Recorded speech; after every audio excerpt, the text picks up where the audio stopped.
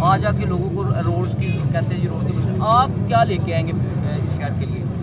जी, road के मसले तो मैं कहता हूं कि बहुत तीसरे चौथे नंबर पे आते हैं। सबसे पहले जो हमारी आवाम को मसाइल हैं वो है सेहत के, हमारी आवाम को मसाइल हैं एजुकेशन के। क्या हमारे सिटीज़ में या हमारे जो तहसील है यहाँ यूनिवर्सिटियाँ नहीं आ सकती? यहाँ यूनिवर्सिटीज़ आ सकती हैं। अगर बाकी इलाकों में यूनिवर्सिटीज़ हैं, इधर क्यों नहीं है? क्योंकि इन जो यहाँ के लोग हैं उनका कोई काम करने का इरादा नहीं है, वो इरादा रखते ही नहीं है कि वो काम करें। सिर्फ उनका यही है कि हम आएँ और एक टर्न लें, 4 साल बाद लोगों को मुंह दिखाएं और उन लोगों को बेवकूफ़ बनाएं। पाकिस्तान तहरीक-ए-इंसाफ नौजवानों के ऊपर ज़्यादा डिपेंड करते हुए मैदान में उतरती है। जमात इस्लामी नौजवानों के लिए क्या पैगाम लेके आई है?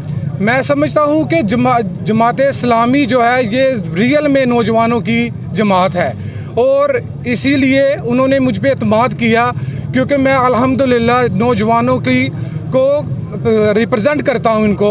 और अल्हम्दुलिल्लाह आप देखेंगे कि नौजवान जो हैं सारे वो जमात इस्लामी के साथ चलेंगे आने वाले दिनों में और हमारे साथ मिलकर काम करेंगे, क्योंकि हम आए हैं नौजवानों के लिए, उनके लिए सेहत के मसाइल जो हैं वो दूर करने, उनके लिए एजुकेशन जो है बेहतर करने।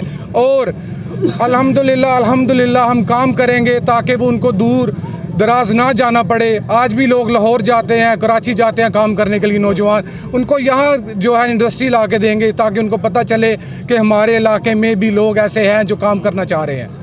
ये जो हुकूमत है ये हम ख़त्म करने आए हैं, क्योंकि उन्होंने मुल्क को दिया कुछ नहीं।